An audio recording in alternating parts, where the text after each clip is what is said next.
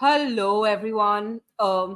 It's a lovely Wednesday here, and we're finally over the previous game, and we're over Everton. We can focus on this lovely midweek we have, in which not much is happening really, but it's gonna be fun because y'all are here, we're here, and we're gonna talk about Spurs. So that'll be fun. That's always fun to talk about Spurs. And today I have with me, as usual, on Wednesday, the most amazing, the coolest, the best, Chang, my Asian bestie, because this is the Asian Takeover, Thoughts from Asia. So everyone, welcome to the show today. Chang, how you been? I'm doing very well today on this lovely Wednesday evening. It's evening now. It's 7 p.m. here in Kuala Lumpur, the capital of Malaysia.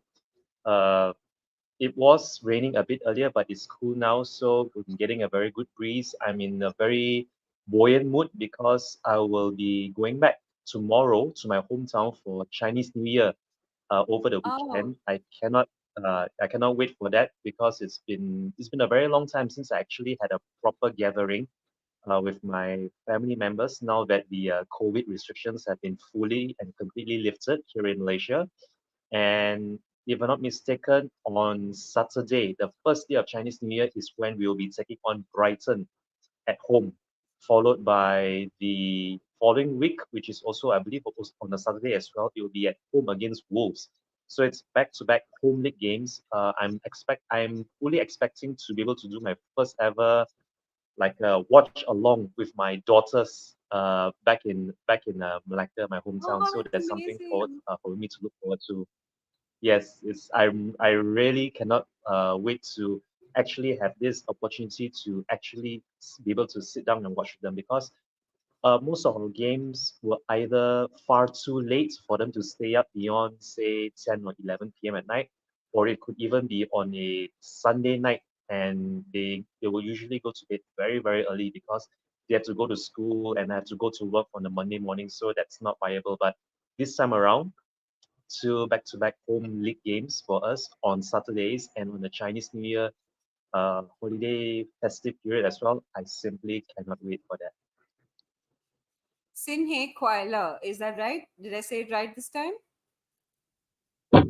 Yes, that is absolutely correct.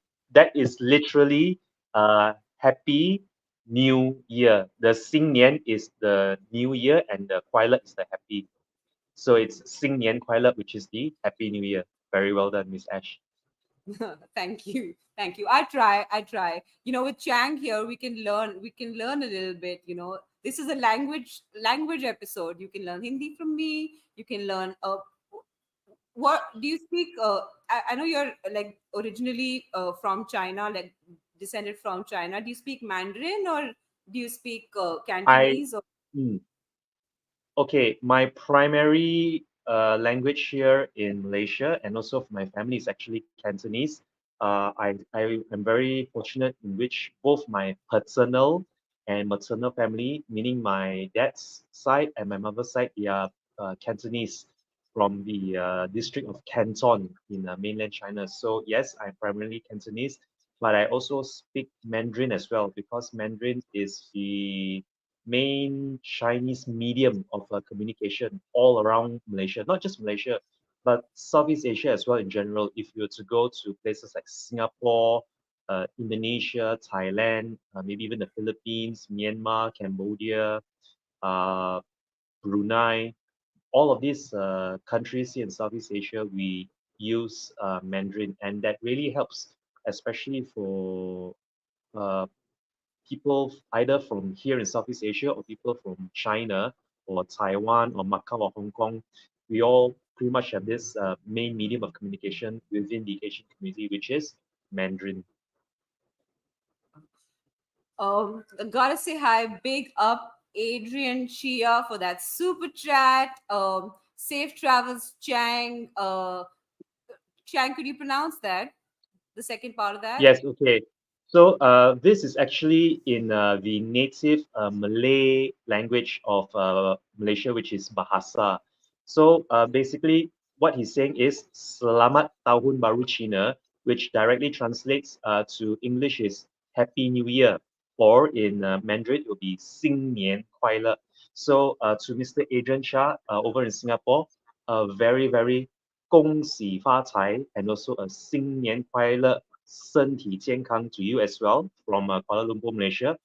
I have to say to you, Mr. Adrian, thank you very, very much for participating yesterday during our members calling show, I believe, which was some 22 hours ago, if not mistaken, immediately after the live watch along between Korea and Jordan over on Spurs Vision TV. So thank you very, very, very much as always, Mr. Adrian, for your continued support of all our channels, whether it's here on Spursuation TV or, sorry, here on Talk and Ball or at Spursuation TV or even LTL Cockerel and other YouTube channels in the circuit. We really, really appreciate you, Mr. Adrian. Absolutely. Big up, Adrian. And see, we all learn something new every day. Um, so we're learning lots and lots of languages today. It's the language class because it's views from Asia. We got to say hi to some people in the chat. And Jose is here reminding everyone that you should sub to Talking Ball and you can join us with memberships if you want to.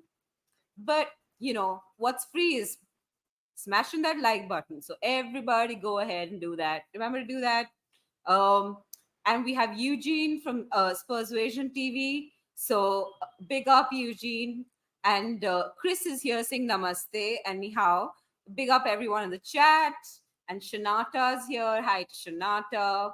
Uh, Ellie's here saying Chang in it. Woo! Yes, woo to Ellie. I'm a terrible wooer. Woo! Everyone. Quiz here giving a thumbs up. Big up and saying big up, y'all. Big up to you, Quiz. And Ellie saying you look refreshed, Ash. You've been getting sleep, it looks like. Yeah, absolutely. My God, Ellie, I really needed to sleep. I finally went to the doctor, and the doctor gave me some things. Apparently, I have to get some tests done because I don't sleep easy. So some tests need to happen. But I definitely have had more sleep in the past couple of days. So, yay to me, I'm rested. And Daniel is here saying, big up to you, Daniel. So let's get into it. Let's go. Um, so Chang, let's start with the happy news. Um, we have our wonderful Sunny. Unfortunately, he lost. South Korea lost their game against Jordan. If they had to lose, I can't imagine a less likely opponent they would lose to. But they were terrible, terrible in that game. They were so bad. They just had nothing. They offered nothing. And Jordan played really well. But who cares? We have Sunny back. Sunny is coming back. Here comes the sun. Doo-doo-doo-doo. So everyone, Sunny is back. Let's celebrate that. What do you think, Chang? You happy Sunny's coming back? Of course, he's going to be such a massive addition to us for the second half of this league season, in which we are surprisingly enough, I believe we are something like 8 points off the top of the table, and we are still within reach of top four, which is our which looks like a very possible target from between now to the end of the season. Don't get me wrong, Richarlison is on form right now and is been doing what is expected of him, which is to score goals. But with Sonny back now, that the assist ratio, or rather the goals and the assists that will be coming from yet another international player who's returning from his international duties in the form of Sang Heung-min.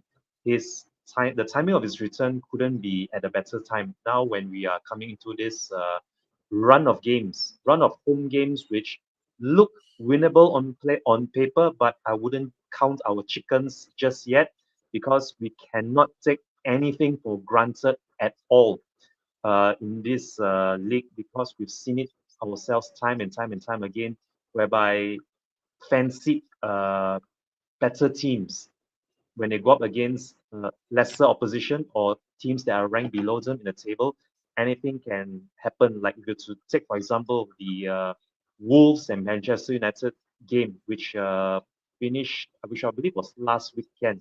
The last match of the previous weekend that nearly ended up in a 3-all draw, but plucky old Manchester United won that by 4 goals to 3. But it just goes to show that teams, when they do turn up or when they hit purple patch of form, anything can happen. So with Son Heung-min, we have better chances now of outscoring the opposition because I believe Big Edge still has something to sort out in our defense as well.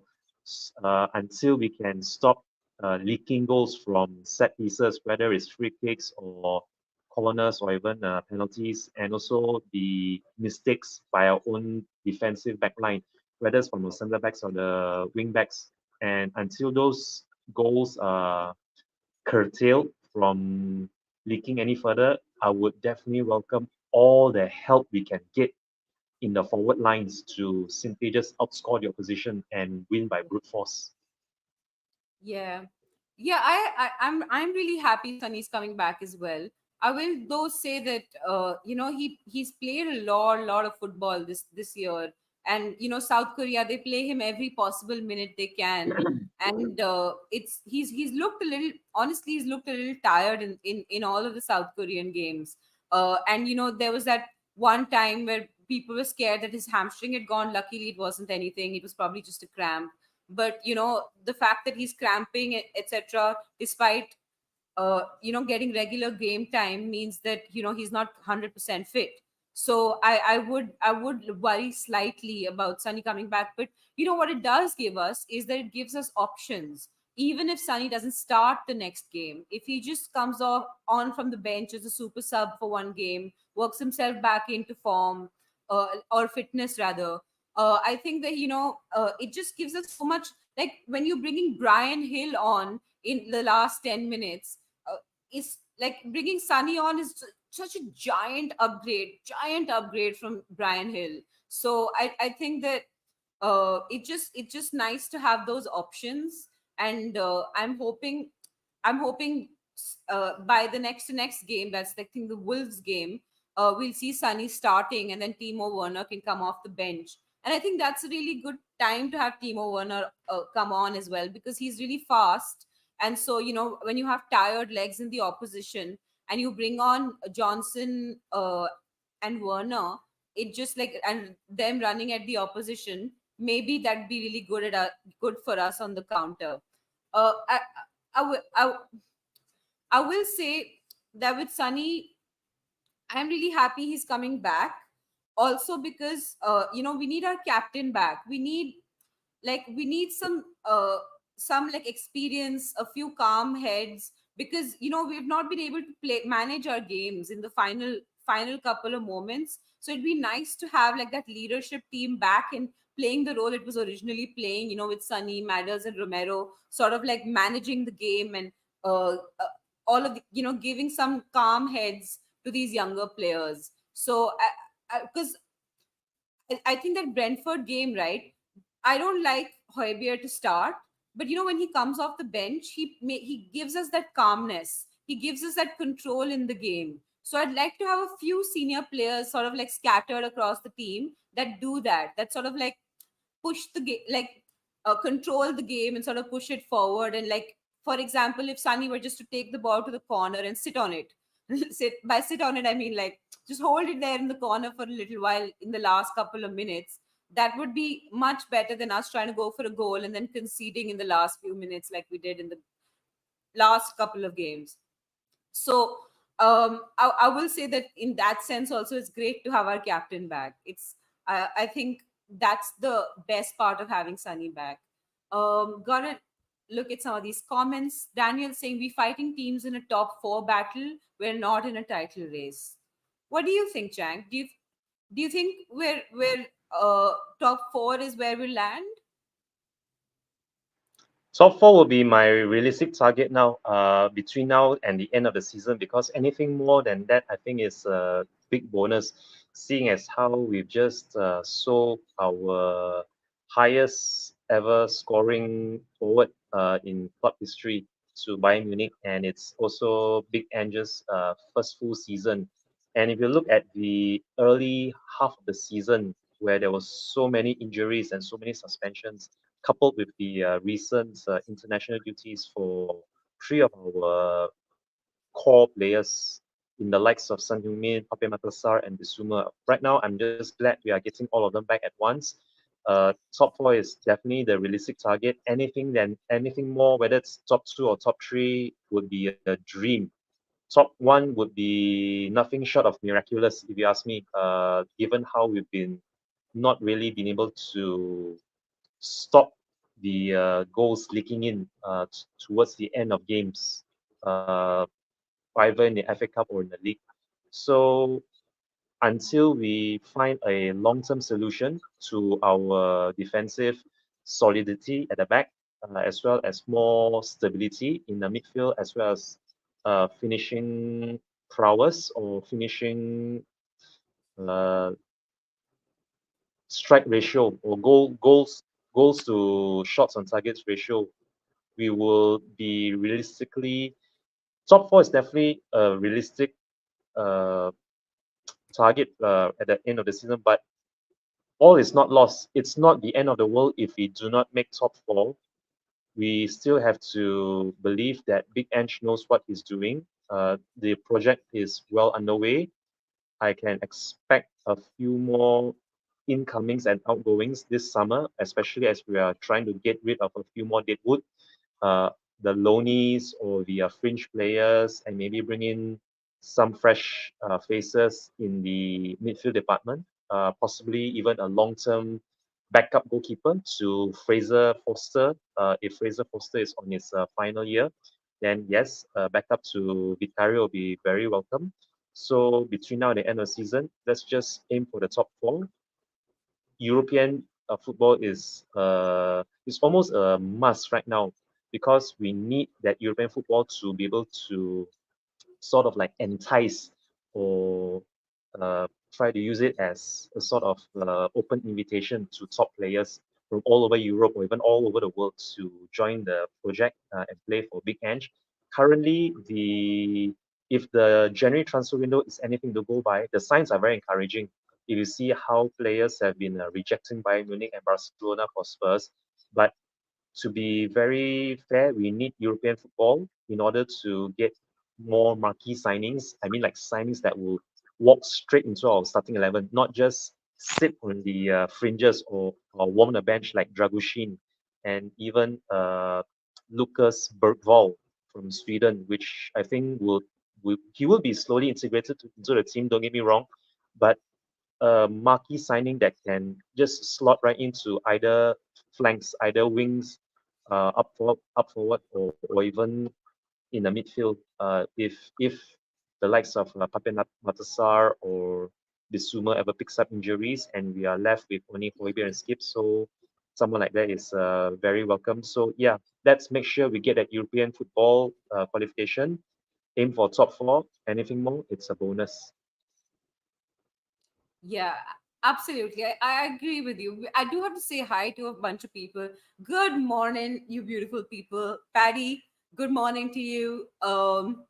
And my namesake, Patty, I should say. Salam is here. Hi, Salam. Jishnu's here. Hello, Jishnu. Audio Artisan is here. Hello. Um, so I kind of agree with you on the top four thing. I think that you know, like Daniel's saying, United's not too far behind, and Villa, they just thrashed Sheffield, so they'll be high on confidence as well. And we're coming up. The fixtures that are coming up on paper they look like winnable fixtures, but if you look at it seriously, we've dropped points to a lot of these teams. We dropped points to Brighton. We've dropped points to Wolves. So actually they're quite tricky fixtures for us. So we don't really know what will happen. I would say that it's possible, like top four is going to be a difficult battle. I'm not saying that we won't get top four. Definitely, I feel like we can definitely get top four, especially with our first 11 back and, fighting um, all guns blazing. I think that we can definitely get top four. But, that April fixture list looks terrible. And we do have a few tricky games before that. So I will say that it's not going to be easy to get top four. I think we should. Uh, I'm not saying we should temper our expectations because we can get anything we want to. I do think the title race is definitely difficult is what I would say, because we don't have a settled midfield. Like for us, goal scorers with Sunny back and Richie in form, we do have a few goal scorers now in our team. But I would say that the midfield is starting to worry me a little bit.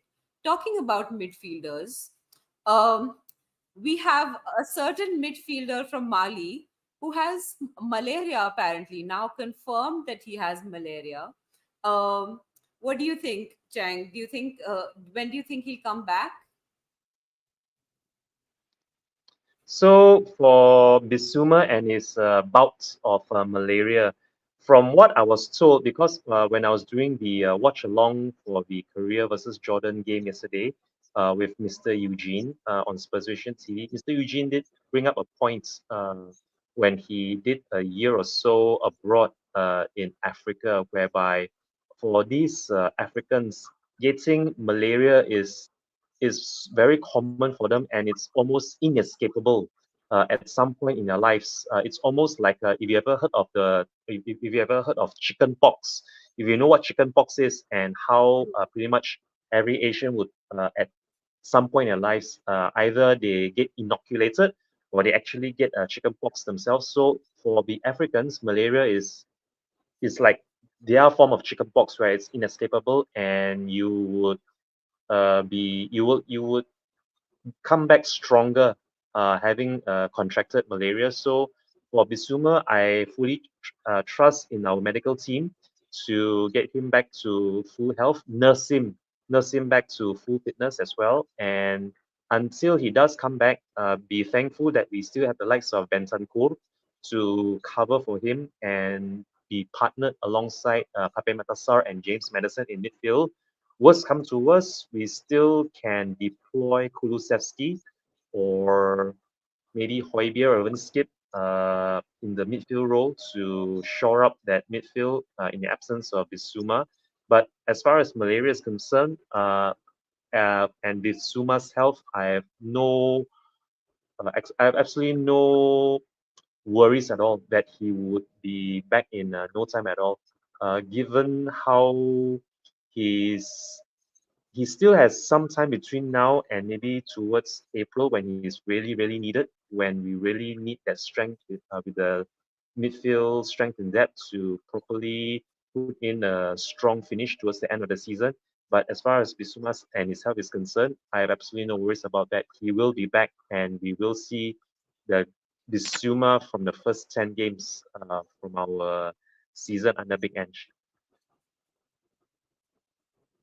Yeah. um I We have a superstar kind of waiting in the background, quietly listening to us. So I thought, why not just have him come on? He's supervising us from the back, like really, really seriously. So I thought we might as well bring him on. Here he is. Jose is here. Uh, our talk and ball patriarch, our wonderful, the wonderful genius who comes up with all of those cruel keep or West Ham. So we have him here with us. So Jose, welcome. How you doing? All good? Yeah, good morning, everyone. Yeah, I'm all right working, but I've got a few minutes to come on, and I thought to myself, the shoe's on the other foot because it's your show, Ash and Chang. I can be the guinea pig, so to speak, and you can fire all your questions at me like I normally do when you're on my shows. So I just thought to myself, I'll reciprocate it for you both. Yeah. Jose, Chang and I were talking about Bisuma getting malaria. So, what do you think? do you think that now that he has malaria, uh, it's gonna be hard to bring him back soon? Because like, where do you stand on it? Do you think that we have, because Benton Core hasn't been playing really well, so we have this sort of midfield conundrum. Like, what do we do? What is our best midfield right now? Because everyone thought that Benton Core would be, would come back and he'd just be amazing because he is amazing, and then we wouldn't need Bisuma that much. But now that it is what it is. What do you think? So to me, I can only say to you that I don't know much about malaria. It's not my side of the world, so I don't really know much about it. I know that it's infectious, but other than that, I don't know what the prognosis is for malaria normally. What I find interesting is that it's said that he had malaria 3 weeks ago, and yet he was playing games. He was coming off the bench and he was making appearance minutes here and there. Maybe not the full 90, but he kept playing on with it.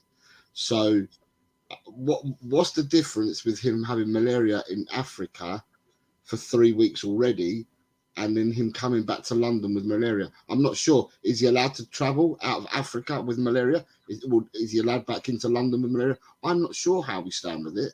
I mean, you guys probably know a lot more about malaria than what I do. Um, I what actually I, do. I do have a case for this. Like a case, like my dad, he got like, obviously he didn't get bitten by a mosquito in England. So he must have contracted malaria in India, and then he had to fly to the UK because he was working there for a while. And I will say this, that it makes no sense for Bisuma to come back, because as much as medical, like healthcare in the UK, they'll probably get him the best healthcare, and it'll be like expensive and everything. The doctors there don't really know how to treat malaria. Like, for a lot of the doctors, I mean, of course my dad went to like NHS doctors, but like, for them, some of those doctors, my dad was the first case of malaria they'd ever seen. Whereas here, like in the tropical like places, malaria is pretty common. I've had it twice, my dad's had it once. It's like pretty common. It's kind of like getting like a advanced case of the flu, sort of. Like, honestly, the doctors here are so used to treating it, they just like, they know exactly the medicines to hand out, they know exactly the symptoms, they know how the disease progresses. They don't allow it to relapse, because that can also happen. Malaria, you can get a relapse of the disease if you don't take care of it. So, like, I think that he should stay in Africa and get the best possible medical health care in Africa, simply because I just don't know how good the doctors in, like, foreign countries are, like in the Western countries are, in treating a disease they're not so familiar with. I mean, obviously they're doctors, so they'd be fine, but I just feel like the doctors here are more used to this illness. so with So I would. malaria, so you can so with malaria, Ash, what does once you get bitten by a mosquito and you got malaria, what does it do to you? So there are two types of malaria. So there's like, now this is becoming a like slightly scientific, but like, there's Plasmodium falciparum, which is like the brain malaria. That's not what Bisuma has. And then there's Vivax, which is like the regular body malaria that doesn't affect your brain cells, and that's very mild. It's kind of like having fever, like you get night fever, shivers, that sort of thing. And so it's not that serious, and you get over it in like a week and a half, if you just take the right medication. And Bisuma is a footballer, so he's probably got a really healthy body to begin with, so he should be fine. The thing is that after you recover from malaria, there's a period when you're weak, so you need to like work on strength training, fitness training, etc. And I don't know if the doctors in the UK know exactly how to sort of bring someone up to speed after malaria as well, because the recovery period is very, very crucial, so that you don't have a relapse. And so like, personally, I'd want him to stay in Africa, get treated for 2 3 weeks, train here, send the Spurs physio trainers, whatever, like they did with Madison in Dubai, and just have him chill there until he comes back. but I reckon he's already traveling, so I don't think that's possible. So if he's had it for 3 weeks and it's been treated for 3 weeks, how long does it take with treatment to get rid of the effects of malaria then? Because he's had it for 3 weeks. Yeah, honestly, he should be over the worst of it by now, but he just needs like a half a month more of rest, just to sort of, so that it doesn't like weaken his body. So it's generally like, if for me, 2 to 3 weeks, I was fully recovered, but I'm not a professional athlete, so I don't have to like perform on the pitch. So the level of fitness that takes to recover to will be different from what it does for me to get back to work. So I would say that he, for 3 weeks, he'd have to sort of like manage his illness, and he might have made it worse by playing. You don't know. Right, okay. Adrian saying, I was bitten by mozzies and got dengue. Very common. Yeah, dengue is also really common, especially in India. In like Delhi, etc., it's like a real problem. Uh, Thank you, Adrian, Over, for that super over, chat. Everyone's now yeah, sharing their over malaria stories. over here in Southeast Asia, it's not just Singapore, it's anywhere in the tropics actually, in Southeast Asia where you have jungles or anywhere there are forests, especially in Indonesia, Thailand, Malaysia, even in Singapore where the mosquitoes, especially the mosquitoes when it comes to the monsoon season, the rainy seasons, and you have all these widespread uh, mosquitoes that breed at large, and if they are uncontrolled, dengue is actually quite a deadly disease if it's not treated properly. Although now with a lot of modern medicine and a lot of home remedies, dengue is more treatable. But yes, dengue is a very, very big thing over here in Southeast Asia. I suppose in answer to your question, and now that you've educated me a bit more on malaria, um, I think the midfield three for me, um, the component that's been missing, it has been Saar, because Saar has been away, obviously at the Afcon. Um, with him being back, I can't see why you can't play Benton, Saar, and Madison, because I think the three of them, it's a different dynamic. The three of them didn't play together in the last game because when Saar came off the bench, he replaced, and they changed their midfield, didn't they? And he replaced Bentancur had come off in that. Bentancur's slowly coming back to match fitness, and I'm not writing him off. Bentancur will come good. He just needs to get a bit more fitness and more energy into his legs. But I'm happy with having Saar come back and making them the midfield three. Yes, it would be better if Basuma was fit and able to be selected, because then you could have four midfielders for three bursts. Not Yes. forgetting that Kulu can both play on the right hand side in the front three, but Kulu can also play the Madders role as well. So basically, you could end up saying that we've got five players for three positions, or we have four players up front for three positions, because you've got Brendan Johnson, Sonny, Richarlison, and Kulu if Kulu was going to play up in one of the forward three. So basically, by having more people back from these competitions, although we wanted our players to do really, really well, or I personally did, it's come to an end for all three players. Um, and it just means that our strength in our squad grows and goes back to the strength in our squad should be greater now than when we had the 10-game winning run. And the reason why I say that is that we've got all the players back. The only player that was missing in the first 10 games was Bentancur, and he's back now. So therefore, our squad should be greater now than what it was before. Yeah, absolutely. I think that's what me daddy is also saying. That didn't you play these teams with half your squad missing? We gotta say hi to a few people. Kali Pari is here, and so is Kamalika. And Ellie's saying, Jose, pop up. Jose, I'm gonna call you. So Okay, Jose, Ellie, fair expect a enough. call from Ellie. I've got my phone in front of me. And Deb M, hello. Hi, Deb M. Um, is there anyone else here? Yeah, Ooh, there Colin is. is joining us. It's Colin. Colin, are you up? For you, it's like 5:36 in the morning. I'm surprised that you're awake. Yeah. Colin, go to sleep. I get to say that for once. Well, so hi to everyone who joined us. There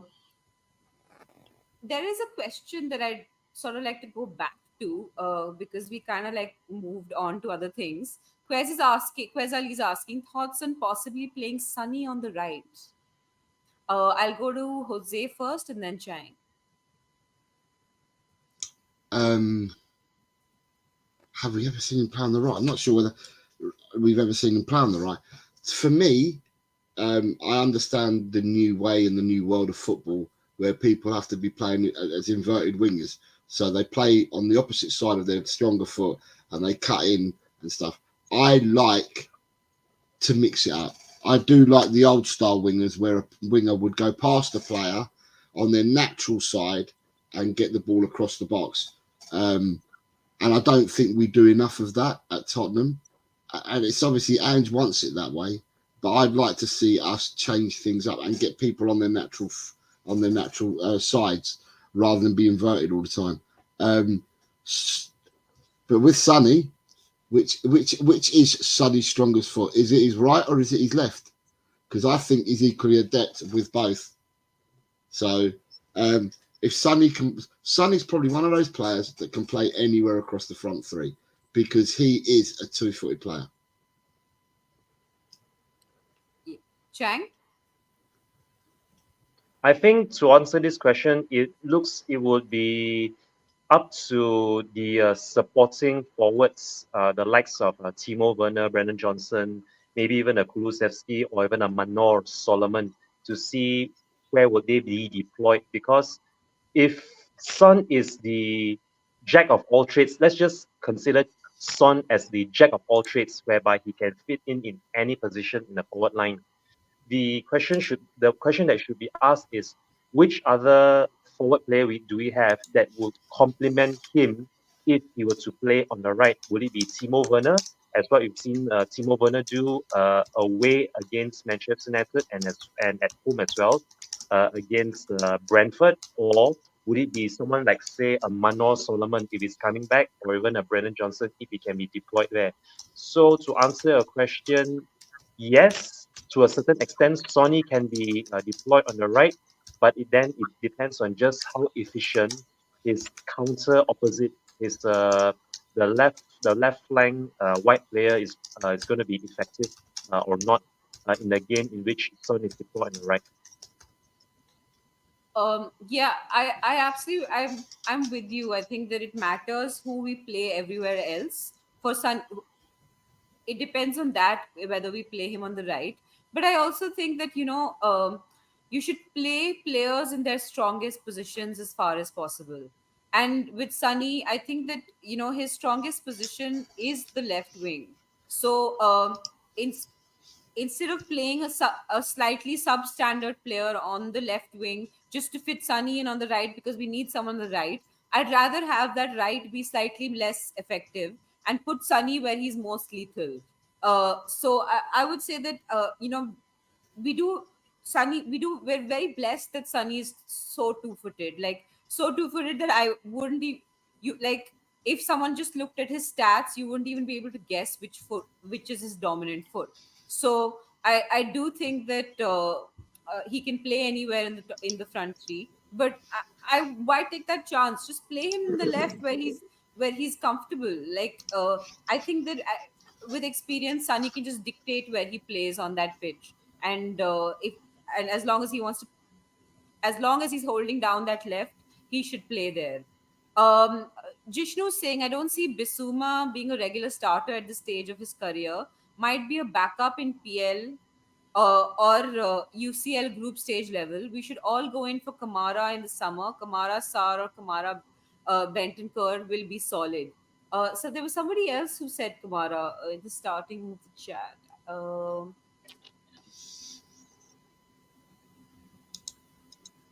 Yeah, somebody else. Thoughts on Kamara, Aston Villa, Chang? To be honest, I've not seen too much of Kamara apart from maybe the highlights of any of these weekend matches that are featuring any of the top clubs. Kamara, if I mean let's I mean if he is the kind of player that Big Ange needs in the midfield, and he does suit the profile and he's available at a practical price, a negotiable price that the club can uh, spend the right kind of money to obtain him, why not? But until such time as which Big Ange sanctions his purchase, otherwise it's just purely speculation at this point. Yeah, I mean, uh, I don't know, like why would so Villa and Spurs right now are kind of at the same level. So I don't know, and you know what, he would get the amount of game time he would get at Villa. It's kind of it's not dissimilar to the kind of game time he would get at Spurs. So I don't really know. Uh, I do think he's a very talented player, and he's 24, so he's not too young. So he fits that profile of just young enough but with experience. Jose, what do you think? Is that on Boubacar Kamara? Yeah. Yeah, I think he's a decent player, but we've got Pap Sarr. So, and I think Pap Sarr and him would be identical players. So, if you're bringing him in to compete, which is what it would be, he's not going to be a guaranteed. But if you bring him in to compete, yeah, someone like Boubacar Kamara could probably improve your squad, but in competition, not as a first team star. So it's not for me. It's not a bad shout from Jishnu, because at the end of the day, what you want to bring in is you want to bring in players of equal or better quality. So yeah, it's a good shout. I don't think. I don't know whether he was bought through the Aston Villa Academy. It remains to be seen who has to sell players at the end of the season before the 30th of June to balance their books. And it remains to be seen whether Aston Villa, it's been mooted that they are one of these clubs, but then it remains to be seen. I think that there's I going to be think go on. he's from Marseille. Like he started in his academy career at Marseille and then went to Aston Villa. But how long was he in Villa's academy, or did he get bought in and he's in No, Villa's no, no. first team? He was. I think he was in Marseille. From what I remember, he was at Marseille. I Okay, think he came as a senior player to Villa. okay, fair enough. Well, then in that case, they're not going to get to hit their bottom line. To make a real dent into their FFP, they need to sell homegrown players that have come through, Yeah. rather than, well, it depends. I don't know what kind of trouble they're in, but there is mooted people out there saying that they are in a bit of trouble. Yeah, as usual, Danny knows best. Daniel, he's saying they got him from Marseille. So, and we have somebody new in the chat. Hi, Hatim, saying, so he's saying, I'm the prince of Yemen, Hatim. So, hi, Hatim, hi to you. We have royalty, apparently. We have Ellie and we have Hatim. So, we have two people who are royal. Um, so, welcome, Hatim. Um, yeah, everyone's talking about malaria. I'm gonna just skip all of that. Y'all can Google malaria symptoms and things like that. Daniel is saying Sunny is more of a two-footed player than Werner, so I would prefer Sunny on the right rather than Werner. This is right. Yeah, I would prefer him to Werner anywhere on the pitch actually, but uh, but yes, definitely on the right, I would prefer Can him I to just Werner. say, what's interesting is that we will, when we were successful in the first 10 games and we were scoring goals and we were unbeaten, who were our front three? Richie on the left, Sunny in the middle, and we had Kulu on the right, and sometimes Johnson in the It was Arsenal it, game it was cool. It was on the cool. left. It was basically Kulu. So the three we had, whether we had Sonny on the left or in the middle, Richie in the left or in the middle, they were the three that we had when we were successful. And in midfield, we would had Saar, Bissouma, and Madison. Well, Bissouma, you have to replace him for Benson Cornell. We have the front three that we had when we were successful, but then we also have Johnson and Werner that you can bring on as well. So there's a lot of thinking for Ange to do, but what good thinking he's got, because he's got near enough a fully fit squad to pick from. So yeah, there's different permutations. Things since the first 10 games have changed, because even at the back, we've now got different permutations because we've now got Dragus in there as well. So there are different permutations that he can come out with. The only person that you wouldn't want to see changed with permutations is Vicario. Yeah. Yeah, no, no. If I see Foster anywhere near that goal, I'm going to lose my head. I will just be like, I cannot watch this game. Sorry. Um, Ellie saying, yes, Sunny has played on the right and he's two-footed, unlike Kulu, who should join our midfield ranks and compete for his place there.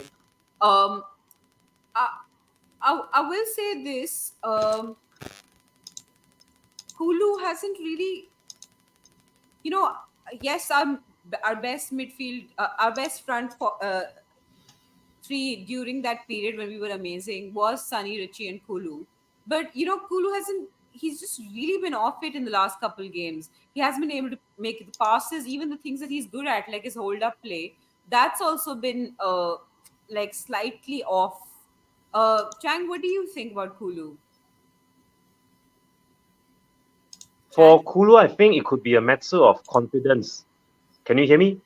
Am I audible? Yeah, yeah. Yes. Yeah. Okay, all right. Okay, so yeah, in terms of Kulusevski and his recent run of form, or rather his lack of productivity in the team of late, I would say it's maybe because of his lack of confidence, or maybe something else that's going on in his personal life behind the scenes that we don't really know about. Whatever it is, this is not the first time actually we've seen Kulusevski go on a rather barren run of assists or goals or even any kind of solid performance for us in any kind of competitive match. I personally wouldn't read too much into it.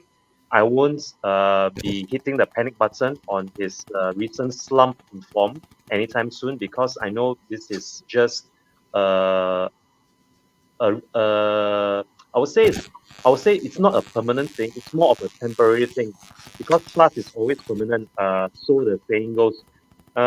Maybe he would really benefit from Sun being back.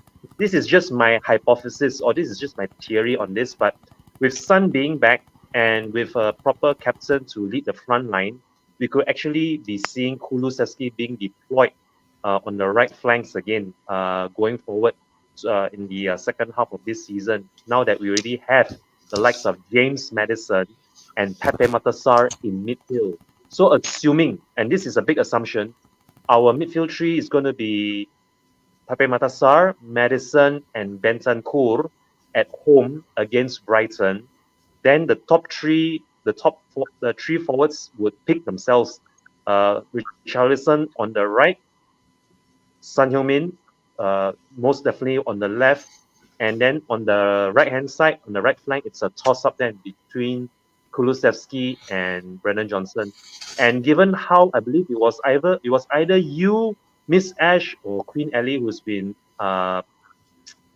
campaigning for either one of Brennan Johnson or Kulusevski to be benched for the next run of games until they can find their mojo or get their form back. So yeah, this is something that we. Oh yeah, it could be you. It could be you too, Senor Garcia. Yeah, it could be right. I think I did hear you and Colin discuss this over the weekend. Either it was in a pre-match or a post-match after the away debacle against Everton. But yeah, someone like a Brendan Johnson and a Kulusevski, they could do with some time on the bench to reflect and really to maybe uh, see how they can get back into the Ange ball system and be at their effective best for the team and our next few couple games.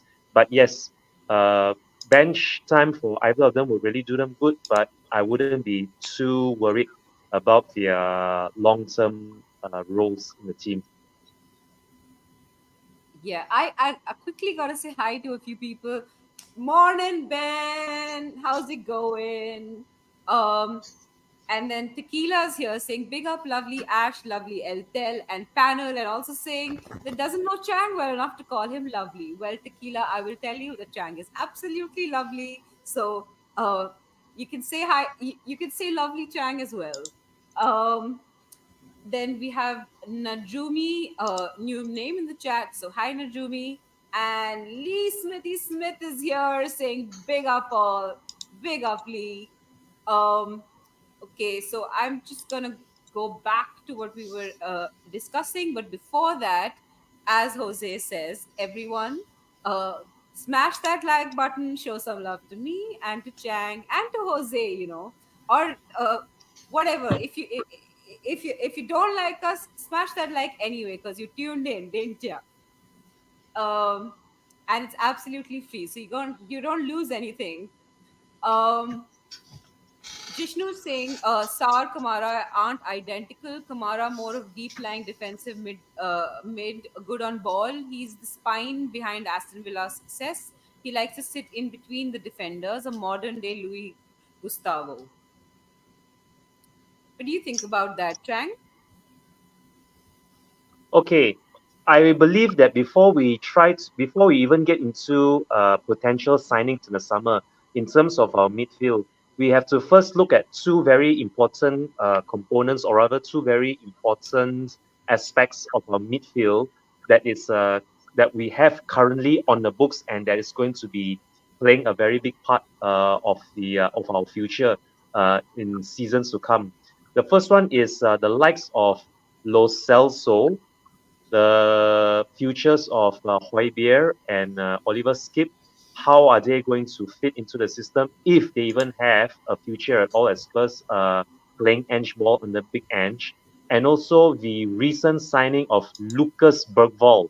Now it's very easy for us to all overlook the recent signing because it was a deadline day signing which absolutely no one saw coming. Because I was honestly given up hope that Barcelona would have signed him, but to his credit, to Lucas Bergvall's credit, he has signed for Spurs, and he is one that will be.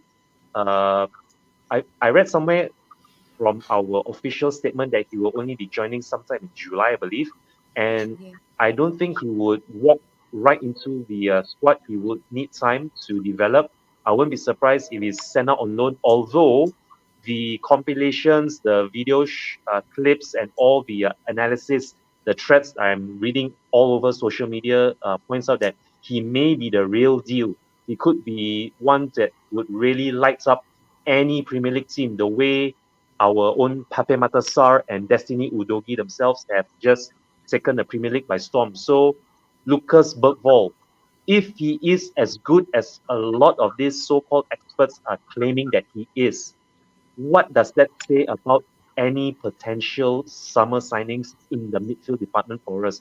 And I must add this as well. This is also highly dependent on what are we going to do with the likes of Lo Celso? What are we going to do with Højbjerg, Skip, or even any other of our youngsters, whether it's Elfie Divine or what's the other guy's name? Donnelly, There's another midfielder as well. Donnelly. Yeah, Donnelly. Jamie Donnelly. Donnelly, that's the one. That's the one who, yep, exactly. Thank you, Senor Garcia. Jamie Donnelly, who has been making these cameo appearances off the bench as well in recent games. So what does the future hold for them?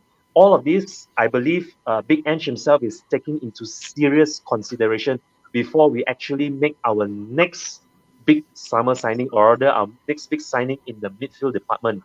How we are dealing with our deadwood, or the people that, or the players that we are looking to move on, and how we are going to integrate all these youth players that we already have with us at the club. This is something to look into. So in terms of the whole Kamara thing, I would play it off for the meantime because we still have a lot of players in that department. And until such time, Big Ange himself really sanctions the signing of another midfielder, I think it's either going to be a midfielder that will walk straight into the team, or we'll just have to make do with what we have and maybe even find one or two replacements for our fringe players who are looking to move on. Yeah.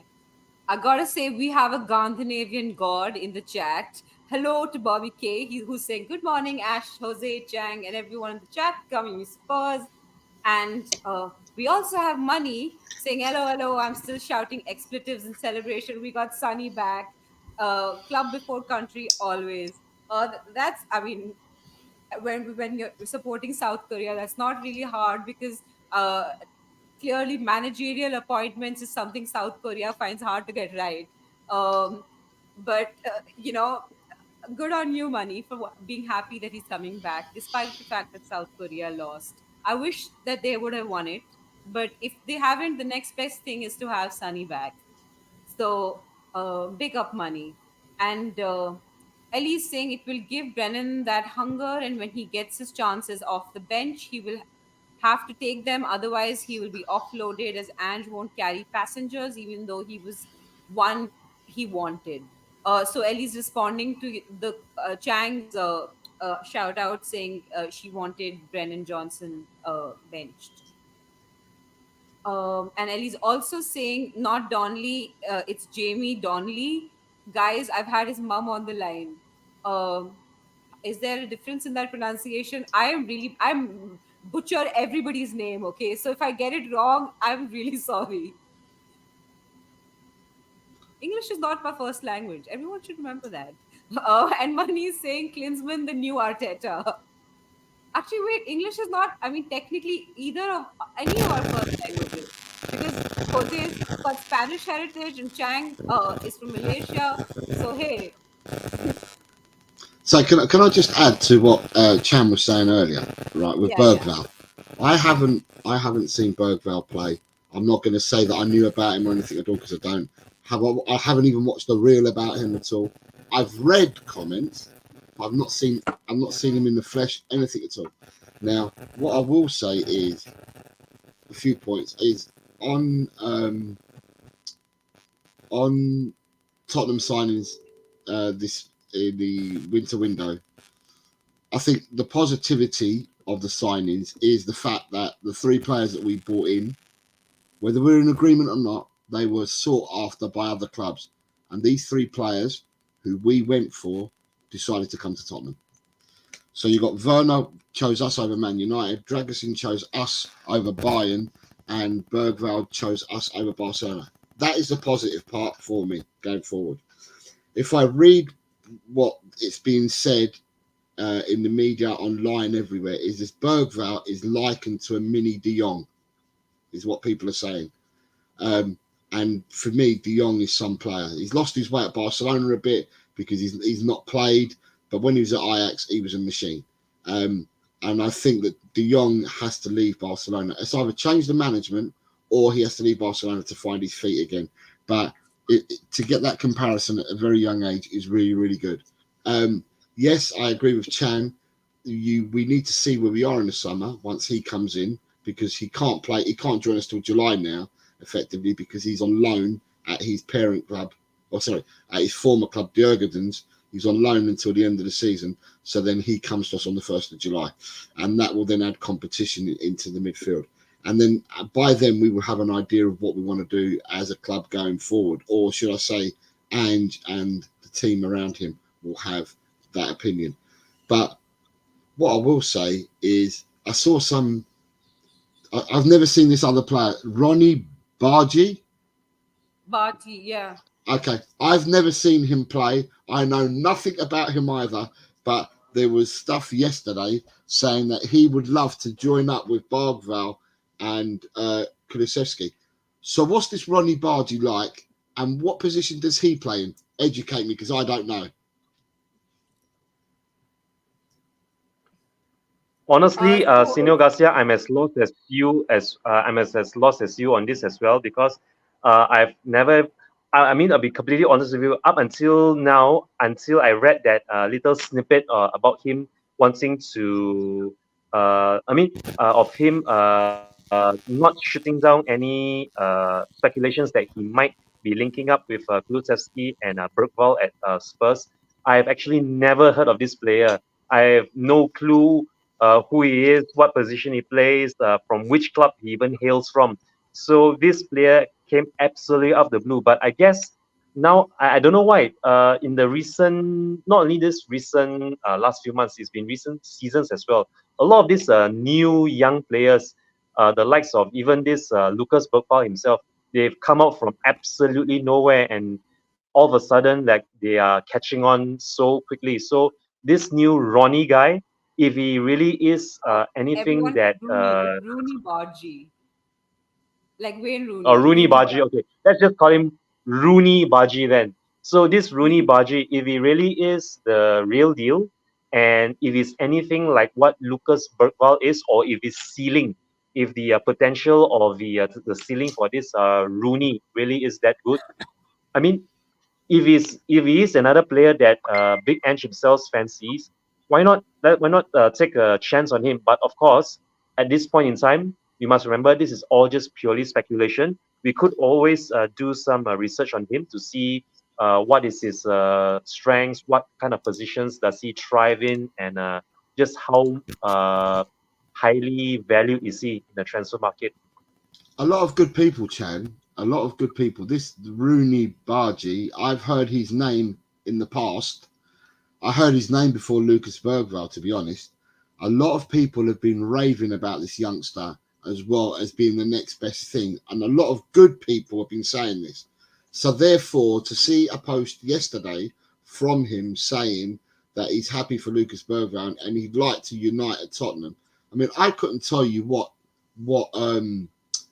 I don't even know what position he plays in, but I know a lot of people have raved about him. So to me, you know, at the end of the day, if you can buy players that either improve your squad or have a sell-on value for you, then I think it'd be good business. So from what I've heard, he plays for Copenhagen. I can't claim to be a regular viewer of FC Copenhagen, but I will say that apparently he's a attacking midfielder. I Okay. don't know much about him either. I saw like one comps video, but they all look good in these comps videos, so I He, can't really say. he's played in the Champions League, then Ash, and I think if he's the man I'm thinking of, he scored against Man United a few times. He scored Yeah, no, goals for he scored against Copenhagen. Sevilla. Okay, Sevilla. There was this he scored against Sevilla in like that 3-0 that Sevilla game in the Champions League. Yeah. This was like 2 years 3 years ago. So he got a goal in that, and he scored in the Man United game as well. You're right. Yeah, I was In going to that say, 4-3 United game.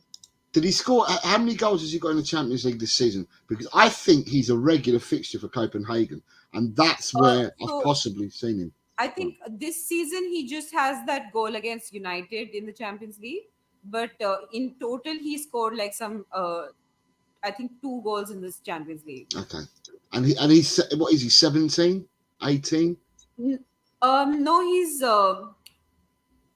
18 right now. 18. There we go. Okay, so 18 playing regular first team football and playing in the Champions League. Because if I'm, it did Copenhagen? Did they not get through to the next round at the expense of Manchester United and Um, Sevilla? I know. I think Copenhagen got through. I don't know. I just stopped. I That's was fine. just That's fine. It's talking fine. United. Okay, fine. It's fine. I'll check it while you're talking. It's all right. Yeah. And Ellie's talking about how she's a total flip flop. Yeah, Ellie, you gotta own that. Hold that, Ellie. You're terrible. You're a flip flop. Uh, like you should. You are insult to the name of Ellie Benton Core. Go back to Ellie Hoybier, like you wanted to. Yeah, Unbelievable. Copenhagen did get through. They were runners up to Bayern in their group, and they knocked out Galatasaray, Man United, and they've now got Man City in the next round. Um, we gotta say hi. Daniel's here. One love, Daniel. He's saying Buenos dias, la familia. Big up to you, Daniel. Our chef from Bolivia. Where does he work? Somewhere in Europe, right? I think he works in like Italy or Spain, but he's from Bolivia. I forgot, somewhere in Europe. No, I think Daniel Sandoval's up in Scandinavia somewhere. Oh, right. I think. I I knew it was in think. Europe. Yeah. Um, is there something wrong with the audio? Whose audio is bad? Everyone's complaining about audio. Ben saying rest in peace, headphone users. Is that me? Is there anything wrong with my audio? My Oh, well, microphone good is evening, everyone. on mute if I'm not speaking. My microphone will be on mute if I am not speaking, so it shouldn't be from my side. Nick is saying, oh, Nick is here. Hi, Nick. Um, Frankie doesn't want to leave Barca and is highly unlikely to go. Barca want to keep him for another season also. Yeah, I agree. Yeah, yeah, but what I was saying, Nick, is that I was saying I'm not saying that he wants to leave. I'm saying that at the moment he's not a regular fixture playing week in week out at Barcelona, and it's either we know Xavi's leaving. The new manager that comes in gives him a chance and he becomes that first team starter, so he has a long run at it, or he might think of leaving to go to another club where he will play first team football on a regular basis.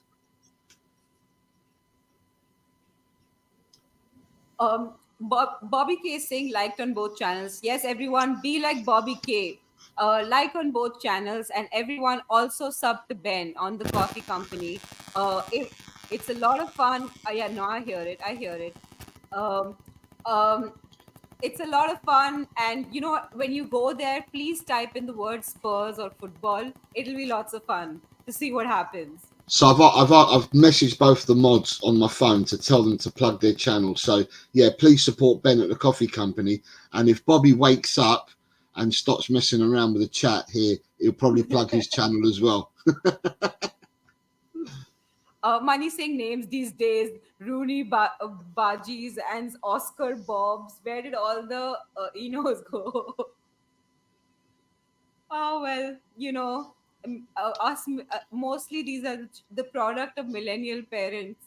Uh, so, it's all our fault. We have to own it.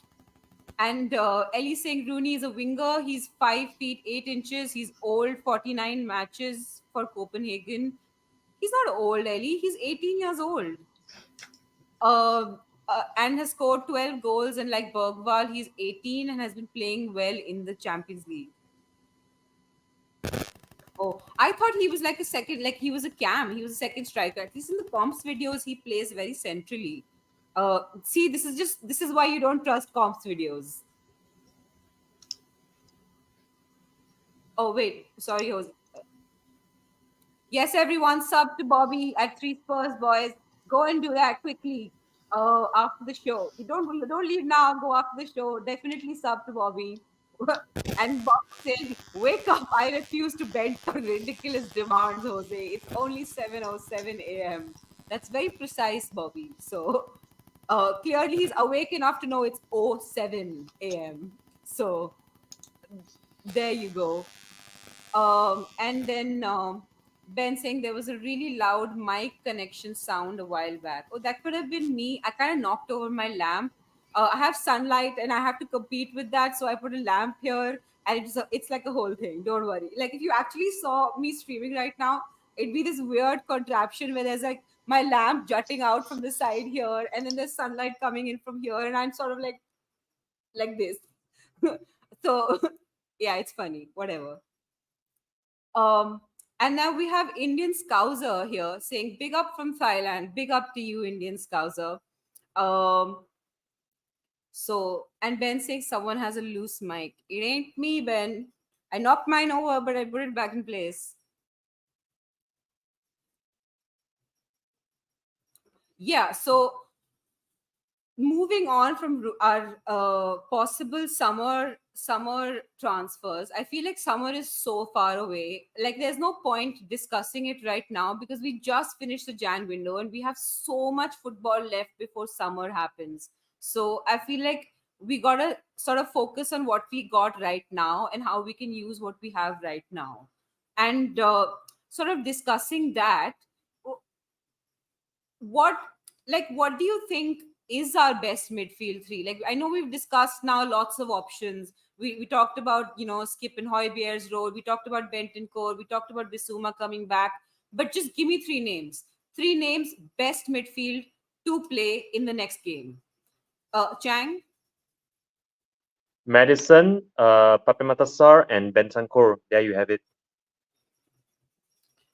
that's the same for you, Jose. I am in Well, agreement with Chang. yeah, I think I'm in agreement with Chang as well.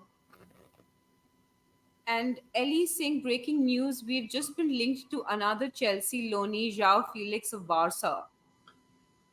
well, I mean, we can't really get him now. We have to wait until the summer, right? The But last I heard from Barcelona, sorry, very sorry to interrupt you there, Miss Ash.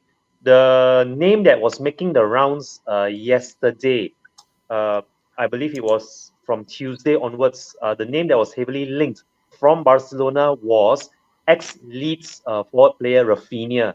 That was the name that was being quoted as being courted by Spurs from Barcelona. Although for a price of about 70 million pounds or so, wow, the that's story goes, I believe that might be a non-starter.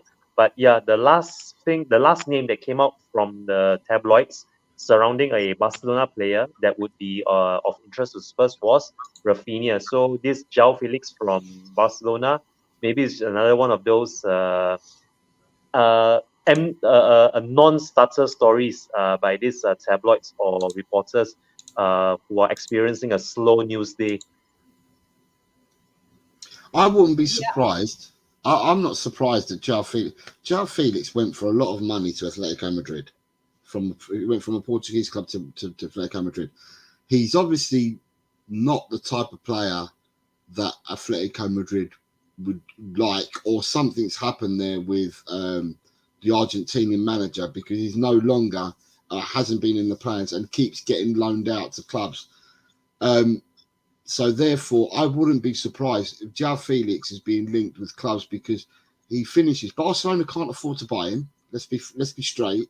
Barcelona and Dire Straits, they can't afford to buy him. So therefore, Atletico Madrid, he goes back to Atletico Madrid, and it's either the Argentinian manager, his name escapes me, is no longer there from next season, or João Felix will need to be moved on. So therefore, it doesn't surprise me because Atletico Madrid will want to get rid of him and want someone to buy him. What I will uh, say, and what, Ben's correcting you and saying yeah, Benfica. so what I will say is that, like I said in yesterday's show, the market here in the winter window proved throughout Europe that no one was making purchases and that. So therefore, money is tight for everybody trying to fit into the Premier League rules and into the European rules, and therefore people may bid for João Felix, but Atletico Madrid will get nowhere near the money they spent for him when they bought him for over 100 million. They'll be lucky. They'll be lucky to get 50 million for him. I think Yeah, he's value. I mean, who was on the show yesterday was looking at transfer market value. Someone kept looking at transfer market values. I don't look at that, but I think that he would end up being under 50 million if he goes to someone. Are you yeah, talking about Alliance? Was it Oh, that was Alliance it. It was was looking it Elias. up Yeah, or someone Elias else was. in the Yeah, chat? Elias was looking at it, weren't he? Because he did it on another player. So I just think that João Felix will move on from Atletico Madrid, um, but the kind of money that Atletico Madrid will receive for him will be far less than 50% of what they paid out for him. Is what I think. yeah. Gotta say hello to only one flicks. What's good, people? Come on, you Spurs. Hi, only one flicks. I will sort of, with the transfer stuff, I feel like just because Spurs is the only club with some money, because of the FFP stuff, we're just getting linked to everyone. Like I really feel like agents are doing this where they're just floating, like with anyone who's below the age of 24, they're just floating a possible Spurs link simply to get people to bite. Uh, because we have some money and they think that if they float it around enough, um, maybe Spurs will buy, or maybe Spurs will bite. So I really think that with a lot of these, because we just there's so many links. Like if you this Baji, Jao Felix, I saw some 4 or 5 other links. Uh, as the transfer window was closing, then there was after the window closed as well. We had a bunch of links. Now I've forgotten their names also. Like just like these young up and coming sort of players. So I feel like it's just something agents are now doing where they're like, oh, we know the club that has money is Spurs, so let's just put Spurs in the race for things just to get people to like get some traction, get some interest going. I feel like that's what it is. I don't think any of these rumors are actually real realistic rumors. Like, I won't believe it until Fabrizio tweets it. Um, I think I think the sound is fine. That's what Ben's saying. All good at the moment. And Bobby is saying Mbappe is coming. Forget Felix. So Mbappe probably won't come. But Jose, do you think, is there like a marquee signing that you really want at Spurs? Like someone you think will just elevate us to the next level?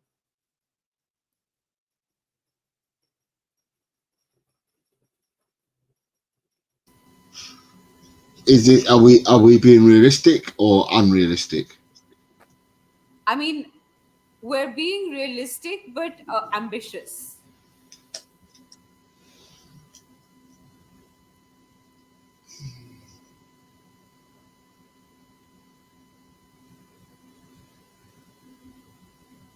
This is a good shout. Najumi is saying Rafinha. I would say the unrealistic in me says Mbappe, but the realistic one for me is probably Santiago Jimenez.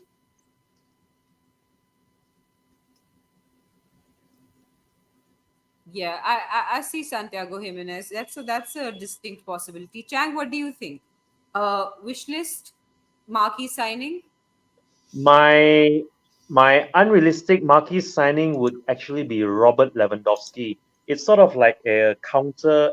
It's like a counter punch to Bayern Munich stealing Harry Kane from us. So, uh, as a retaliation, we'll get their ex-player Robert Lewandowski to replace him.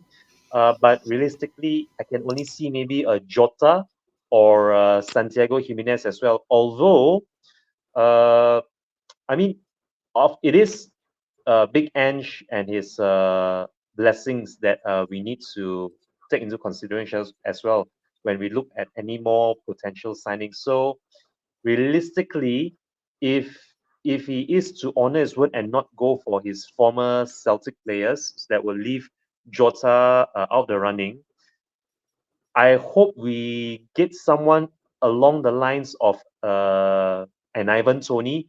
Although at this point I can't see us going for Ivan Tony, not with the kind of attitude that he has. Santiago Jimenez would be the next best thing, although that might be there might be a lot of competition for him in the summer. If he does continue on his goal scoring form between now until the summer transfer window, my original expectations was that we might actually go back for someone like I was actually looking at Gift Orban before Gift Orban was sold. I was actually hoping that we would actually sneak in for Gift Orban now that his the hype surrounding him died down before he came back from injury, but that ship has sailed as well. So realistically, yes, is Santiago Jimenez or maybe someone equivalent that might come as a surprise to us. But as long as Big Ange is willing to take a gamble on him and feels that he is a good suit for his Ange ball system, whichever player that Big Ange wants, let's just trust in Big Ange and his judgment. Yeah, we have Chris Agambar in the house, the best Agambar of the planet, in the universe, in the galaxy, everywhere. Clubs want to have a meeting about changing FFP to UEFA rules, so Levy's hopes of a more level playing field will be out of the window. Yeah, there's a two Uh, day there's a 2 day meeting with UEFA, and it's not just the English clubs; it's all the clubs. And I think that there is talk that the English clubs want to move to the UEFA rules rather than the Premiership rules that have been brought in, which I think the UEFA rules currently stand at. Um, it's basically bringing a wage cap type thing to it, and you can only spend 70% of what your earnings are. Um, so it's slightly the lesser of two evils in the eyes of the Premiership, because what we're doing in the Premiership is not being done in other leagues in Europe. So therefore, to try and escape that, they're saying, look, let's just have the UEFA thing. Now, at the moment, there's 10 teams. I think when the report was done at the beginning of the year, there was 10 teams that were deemed to be in danger of FFP, and there's 10 teams that weren't. So therefore, at the moment, it's 50-50 the teams that are in danger. So if you, on that comparison, then the vote would probably be 50-50 to join the UEFA rules. I don't know whether they're allowed to or not, but that's what they're going for. Yeah, I think it'll happen because I feel like slowly, in order to sort of like the Super League will not really come to be in its full fruition. They sort of integrate those ideas into like the UEFA rules and the like that funnel into the Champions League and change the format, etc. So I think that they'll do like a across Europe UEFA rules that apply to everyone the same to try and get that going, that that nascent stage of that idea going. So I really feel like that's what's going to happen, that's what everyone's heading towards. Chang, what do you think? Chang? For this UEFA's FFP rules, I mean, the rules are the rules. However you look at it, and if there is one aspect, or rather, there is one skill that Daniel Levy has that we conveniently overlook uh, over everything else that he's done so far at the club, which is his business acumen or his financial savvy know-how working around the rules. I really wouldn't worry too much as long as our accountants and Levy is behind it, just so that we are well within our rights to spend however much we need to spend. And if our recent signings, our recent transfer business, and our dealings are anything to go by, I think we are more than capable of working around this FFP. I would I would not necessarily worry too much about it, because currently this is not just something that affects us; it affects everyone as well on a level playing field. So let's just trust in Levy for once. If there's one thing only that we should trust in Levy, it is to balance the books for us. That's what he's best at. Just so long as we are not affected on the pitch and off the pitch in terms of our performances, whether it's balancing the books or even bringing in the kind of players that we need to challenge regularly on all fronts. Yeah, absolutely. I mean, yeah, I don't trust Daniel Levy on much, honestly. But yeah, hopefully he can do his job. His basic job is to balance the books. So like I think that I reckon he can manage that much. And we have a lot of people now working under him. So he's changed the management team. So let's see what happens. Shinata saying Jude Bellingham. I mean, I don't see Jude coming over, Shinata. But like it's a great unrealistic shout. But his brother Joe Bellingham, on the other hand, it's possible that we could get if we wanted him. And Daniel Singh, his is Musiala. Actually, I agree with this 100%. If we could afford him, unrealistic signing, like dream signing for me would be Musiala. He fits the profile. He's young, he's fast, he's creative. He's just got everything. Bayern will definitely never let him go. He's just like their future. But if I could get him, this would be just the dream. This would be amazing. I would be so happy if this happened, Daniel. Yeah, as Daniel's saying, unrealistic Musiala or Bellingham, realistic Kone or Jimenez. I'd agree with that. And Bobby saying unrealistic Kane or Haaland, and realistic Kyogo, Jimenez, and Jota. Yep. I mean, it's really funny how Spurs fans, the unrealistic and the realistic, are so far apart.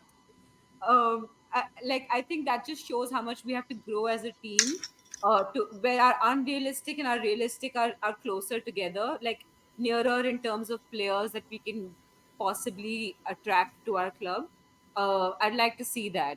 Kijaz is here. I haven't seen Kijaz before. My prediction is 65 million for Rafinha plus 45 million for Rafinha. I didn't understand that. Anyone want to make sense of that? No, I'm gonna have to shoot. But thanks for having me on. I'm gonna Oh, have to shoot. Please keep supporting Chang and Ash with their view from Asia. They are superb, great partnership. Keep supporting them here. Keep watching them. And also, can I say, please support to Ben at the coffee company as well, and support to Bobby Three Spurs Boys. So if you bring their links up again, please support these guys. They are moderators of this show when these guys are on. So please go ahead and support them. Peace, love. Thank you to everyone in the chat. I'm out of here. I'll see you guys soon. Yeah. Bye, Jose. Thank you Thanks so for much for joining dropping by, us. Senor Garcia. It was really No lovely to worries. have you in. Take care, guys. Thank you. Okay, Chang, we have wait. We have now lost our supervision. We can do whatever we want. So that's that. And Eugene is reminding us, don't forget Spursvasion TV. Absolutely, everyone. Shan, could you just drop Spursvasion TV link in the chat? Okay, yes, I will. I will do that. Um, so yeah, like I was saying with the unrealistic and realistic, I really wish that that would just be a little closer together, because it's the same with our squad, right? Like the drop off between our first 11 and the squad players, that's so much, because we can't attract like top level talent to sit on our bench yet. We're not City yet. I'd like to reach that stage as a club where somebody just wants to come and then fight for their place here, where nobody is guaranteed a place in the starting lineup, and it's just a different team every time we go up, and they're all equally scary and threatening. That's my dream for Spurs. um Chris is saying the UEFA rules will be unfair on the clubs lower down the table or clubs coming up in the championship, as they would not have as much revenue coming in. Um, yeah, I tend to think in general the UEFA rules are sort of funneled to focus on the top clubs, because it's generally that's the clubs that have the most say at the sort of like centrally in terms of the UEFA. When it comes to like the domestic leagues, all of the lower clubs also have a little bit more of a say, because they have more lobbying, they have more connections, they know the local administrators, etc. So I feel like with this sort of decentralizing of any of the rules, what happens is you generally see that the lower clubs are the ones that suffer the most. I don't know about the specifics yet. I'd have to look it up, but I mean, if they're just meeting yet, so nobody knows the specifics. But I really hope that uh, like that it doesn't, like, I really hope that we don't lose that local domestic football. That's so, like, the reason I watch English football is that that element stays even with promotion into the Premier League. So I wouldn't like to see lower league teams coming in and then just being Sheffield United and being thrashed every week. That's not what I came to see. What I want to see is, the teams that get promoted. Now, if Leicester gets promoted, Leicester's an amazing team to have in the Premier League. So that's what I like to see coming in from the championship, and the same with the championship from uh, the lower levels. So I just feel like that sort of standard has to be maintained, and you lose it when you have these financial juggernauts and rules that don't work for you. Um, and Daniel Lee saying Musiala fits the profile, like you said, Ash. We think the same. Yes. Daniel and I generally on the same frequency, even when we disagree. Um, Money saying wreck the gap, do damage. Uh, I kind of want to sort of. Oh, Eric Ten Hag is here. Hi, Eric Ten Hag. How you doing? Um, you look, Eric. Do you think that you're more confident that United will catch up to us now that we've lost? Well, not lost. It feels like a loss, but it was a draw. I have to remind myself, Ashwarya, it was a draw. Draw. Well, it does feel And like a loss when you look at how much of the game we were in control, especially in that second half when we were absolutely peppering Jordan Pickford in goal before we completely lost the plot the moment we took off Bentancur and Madison. That was really, really strange. But I mean, we have to learn from that, and hopefully we will not drop more points between now and the end of the season in the hopes that United do not catch up to Spurs. Yeah, yeah, seriously. I just do not want, like, it would really suck for my season if United caught up to us. Um, and Jishnu saying realistic or unrealistic, we definitely need a number six either to be backup for Biss or starter over Biss. We are stocked with number eight and number 10, Benta Matter, Sar, Bergwall, Alfie Divine, Donnelly. Yeah, absolutely. I agree with this. I think we need somebody who can recover the ball. That's what we need. We just need somebody to recover the ball and sort of get the play going. Like we need somebody like that, like a midfield general. That's what we need. I That would really hope. be that would be Sar. That would be definitely Pape Mata Sar. He is our Duracell bunny rabbit who has boundless energy and is always giving his 100% box to box. You name it, that's Pape Mata Sar. Yeah, I hope that Sar becomes that player for us. Let's see. Like we've not actually seen this midfield together, fully fit, functioning together. So now that we have everyone back and hopefully Bisuma gets fit again as well, let's just like give them all game time and see what works. Now, like this is also an opportunity. Like as much as I we've been, I hate that we're out of the cups. I hate it. I wanted to win a cup so badly. I really wanted a cup run, but we're out of the cups. We don't have that much. I won't say we don't have that much to play for, but it's just the league. There's not a lot of football.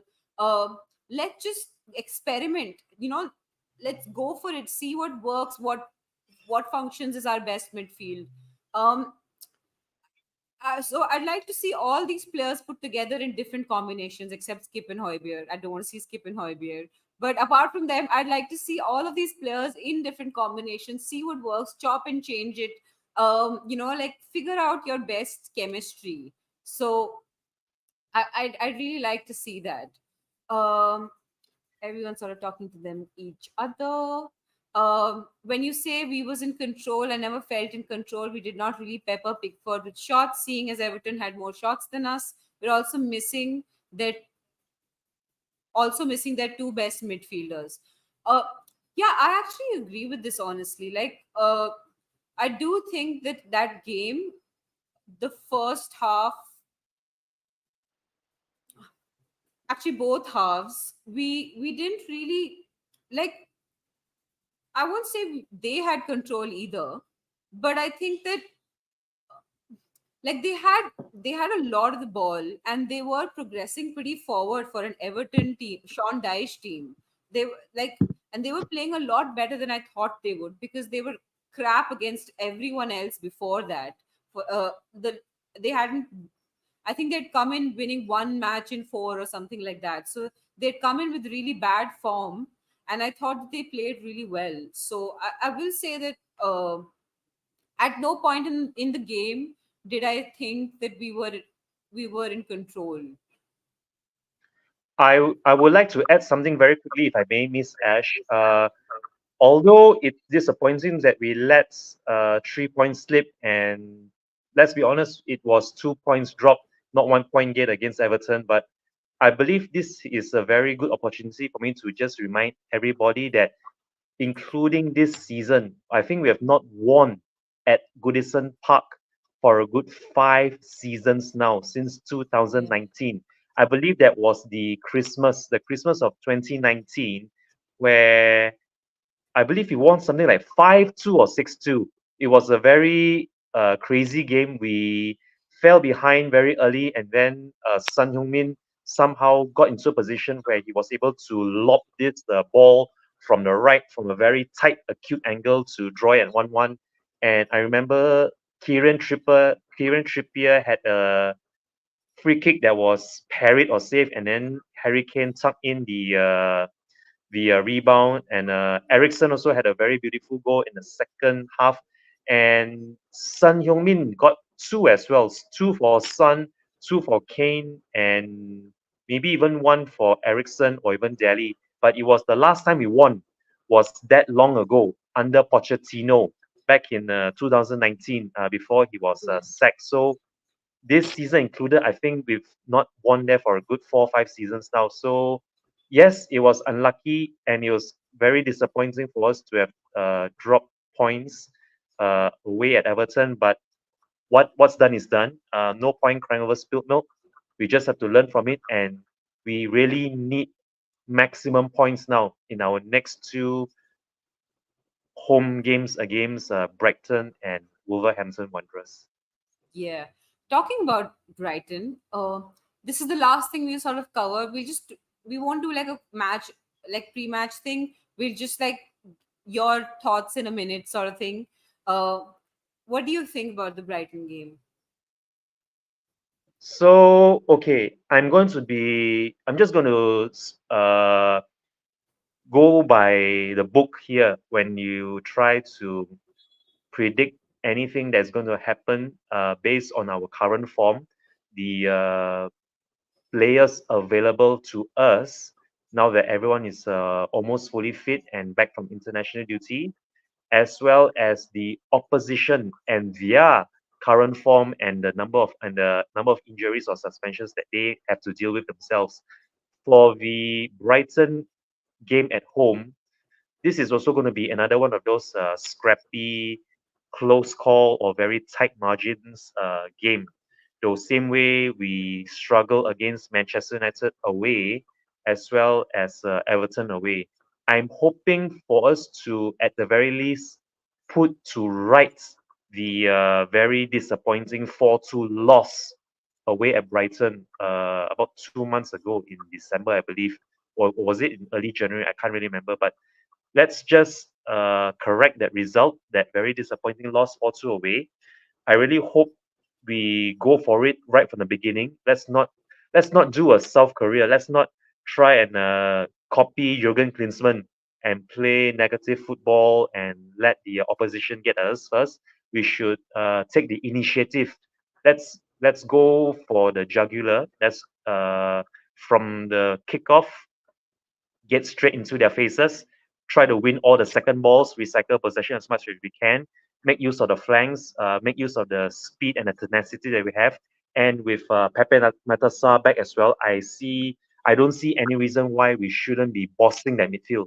Really, really bossing the midfield. And if Madison is anywhere close to full fitness, there should be no problems for him spraying those passes left and right to create the opportunities for Richarlison to hopefully notch his 10th goal of the season for us this season. So I really hope we come out all guns blazing. If we can get a goal or two in the first half, that would be very, very good for us. Although and I know this is a kind of recurring theme for me in the last few match previews, but don't be surprised if we are the team to concede first, maybe even go into the half at 0-0. But I would definitely back us to get the 3 points for once in this home game against Brighton. Yeah. Ben saying it's so long since didn't win a trophy. I had no facial hair. Everyone, get Ben, go to the coffee company. Ben, uh, show us your no facial hair face. Everyone would like to see the big reveal of Trophy Ben with his no facial hair. Um, Young, that'd be cute, won't it? Go see a cute baby Ben Kaufman. It might be fun. And Daniel saying Christmas 2018 under Poch beat them 6-2. Yeah, it was his anniversary. I remember his wedding anniversary, and he said, "This is my gift to my wife" or something like that. I remember. It was his 26th wedding anniversary, so he was like 2-6 is the scoreline.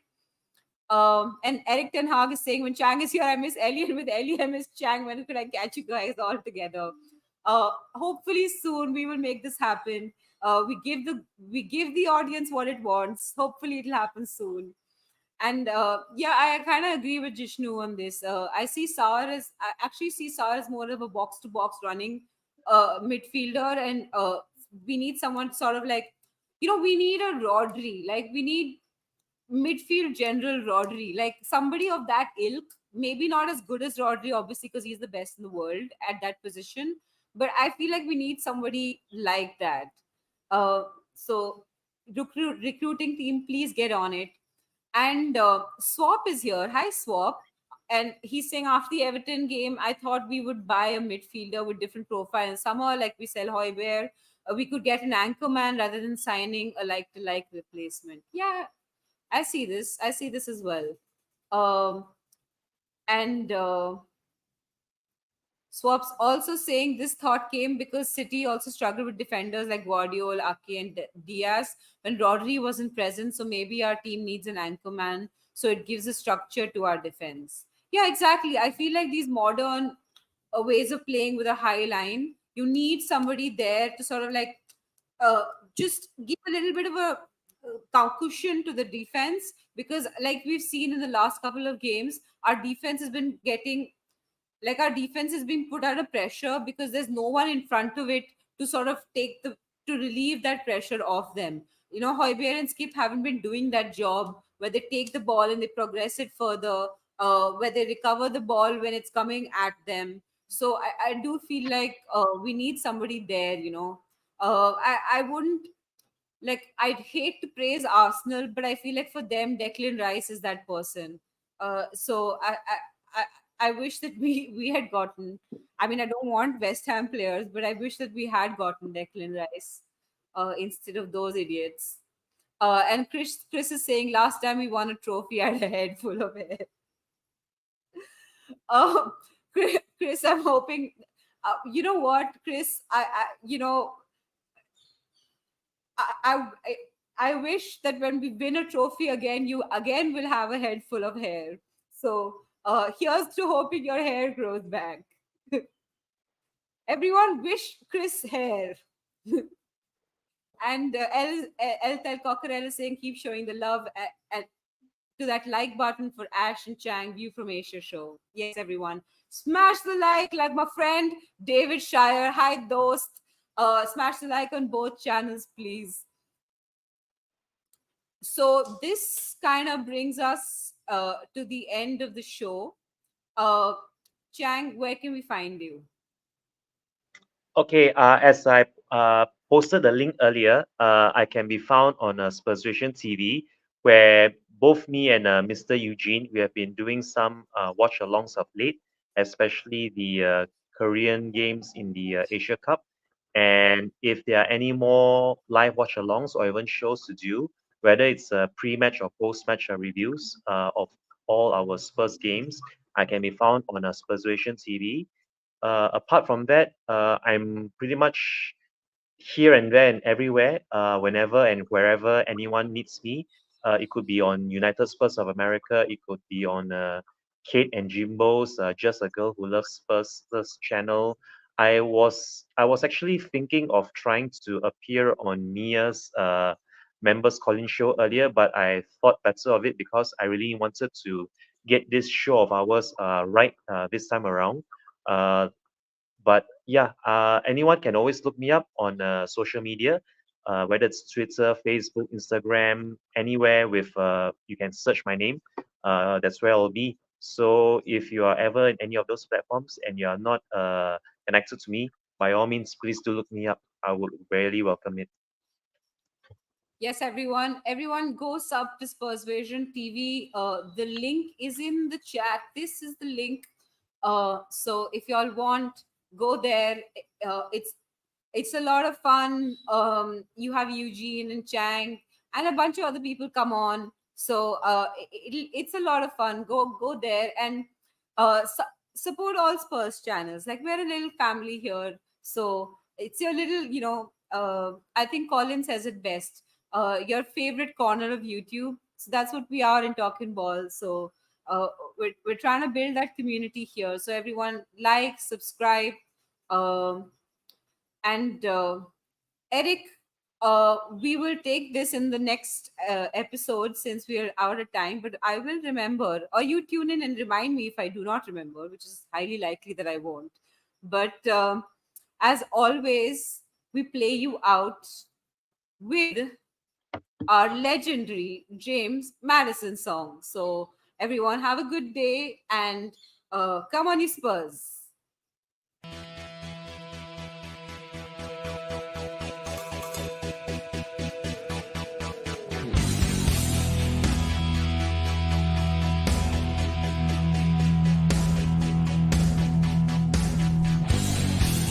My team has got James Madison.